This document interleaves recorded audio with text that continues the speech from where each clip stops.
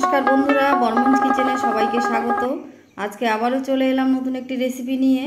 आज के आमी बानाबो पालंग शाक घंट। नियेछि पालंग शाक, बेगुन, खूब सुंदर कचि कचि पालंग शाक भालोभाबे बेছে नेब। एखन बेছে नेওয়া হয়ে গেল। এদিকে কড়াই গরম হয়ে গেছে, সরিষার তেল দিয়ে দিলাম, কাঁচা লঙ্কা, লঙ্কাটা ভালোভাবে ভাজা হলে তারপর দিয়ে দেব কেটে রাখা বেগুন।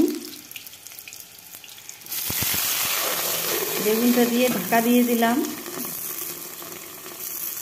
ঢাকা খুলে ভালোভাবে নেড়ে নেব।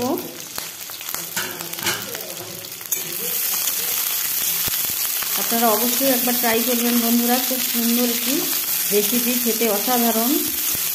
এখনও বাজারে কচি কচি পালং শাক পাওয়া যায়, আপনারা অবশ্যই একবার ট্রাই করবেন। লবণ পরিমাণ মতো, হলুদ 1 চামচ দিয়ে ভালোভাবে নেড়ে নেব। বেগুনটাকে ভালোভাবে ভেজে নেব। গ্যাসটাকে একদম মিডিয়ামে রাখবেন, নইলে বেগুনটা পুড়ে যাবে।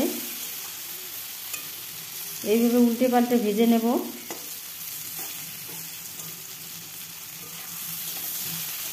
এটি খুব উপকারী একটি রেসিপি বন্ধুরা।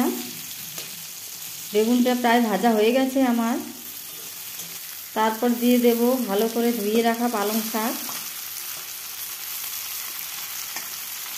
পালং শাকটা দিয়ে ভালোভাবে নেড়ে নেব।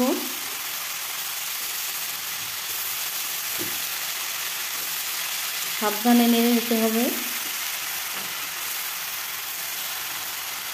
আপনারা অবশ্যই একবার ট্রাই করবেন বন্ধুরা। তারপর দিয়ে দেব সামান্য একটু লবণ, বেগুন ভাজা লবণ দেওয়া আছে, সামান্য একটু হলুদ দিয়ে ভালোভাবে নেড়ে নেব।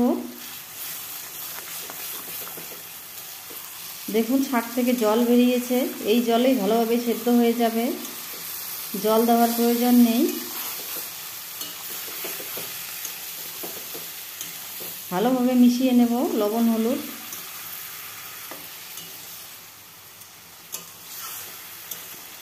আপনারা যারা এখনও এভাবে বানাননি অবশ্যই একবার বানিয়ে দেখবেন। দেখুন জলটা প্রায় শুকিয়ে এসেছে। তারপর দিয়ে দেব কেটে রাখা ধনেপাতা।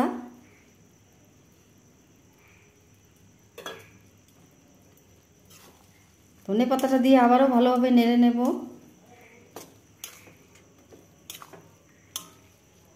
ভালোভাবে মিশিয়ে নিলাম ধনেপাতাটা।